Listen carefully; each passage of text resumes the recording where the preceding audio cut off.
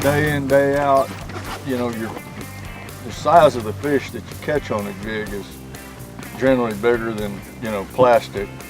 Not all the time, of course, but most of the time your jig fish are your bigger fish, and fishing tournaments and stuff, that's what you're after, is the big ones. You know, the little ones don't do you much good. So,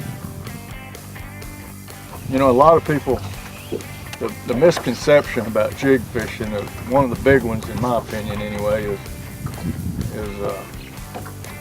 most of the articles that have been written through the years is they tell you to fish as light a jig as possible, you know, to kind of fish the cover that you're fishing. And that pretty much holds true if the water temperature is cool or cold, but it's just the opposite when the water gets hot. If you tell somebody to fish a spinnerbait fast, or a rattle trap fast, or a crankbait fast, everybody understands that. They just, you know, pick up the tempo. When you're jig fishing, the only way you can make that jig go fast is to fish a bigger jig. And it makes so much difference. I mean, sometimes we'll fish 1.5 ounce jig, not so much to punch the cover as it is we want the rate of fall to be fast.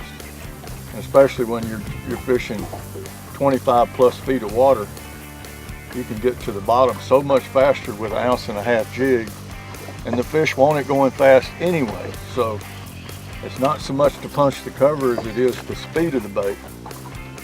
And a lot of times, you know, we hop the jig real hard off the bottom, almost like fishing a jig and spoon.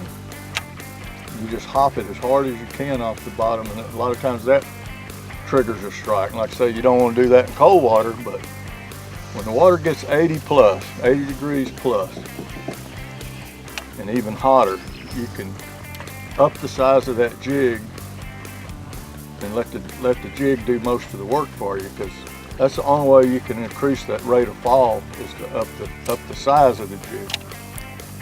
Well, you know, unless you got a hot tip from a guide or something on the lake, and that, you know, usually that part's not too hard to figure out. The local tackle shop pretty well know what the hot bait is in that area. But any of your watermelon colors, and of course I sell jigs. The jig that I sell the most of, and I don't even have one in the boat, I hadn't fished one in probably 10 years, is a black blue jig. I mean, I don't know why that color is just so great on most lakes. It doesn't matter where you go. Usually if you get it in the right spot, at least the way I think, the color doesn't have a lot to do with it. You know, the fish, if it's something close to what they're used to feeding on, they're going to get it. Yeah, I fish it everywhere. You know, I mean, we fish power plant lakes, we fish, you know, Falcon, Amstead, Hydrilla. I mean, it's, to me, there's never been a better bait in the Hydrilla. Just, if there was one, I'd be fishing it, and I've been fishing it a long time. If there's anything I'm pretty good at, it's fishing Hydrilla.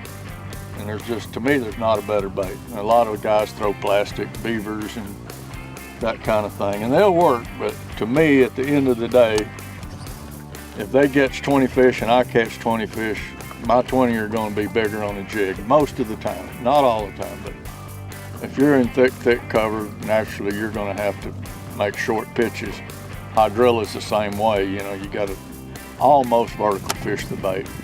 Just fish it no more than maybe 10 foot from the boat all day long. As the cover thins out, like in a football jig situation where you're just throwing off the ledges and ridges and humps and points and things, you know, yeah, you want to make a long cast. Cover as much water as you can with it. I started out flipping like everybody else, where you hold the line in one hand and pull out line, and then, you know, let go of the line and let it go, which is actually flipping. I don't do that. There's a long story behind it, but anyway, I mostly pitch, which is an underhand, you know, kind of a lob pitch deal. The easiest way to learn how to do it, number one, is start out with a heavy bait, like a 1 ounce jig or something like that, because it's so much easier to get the technique down.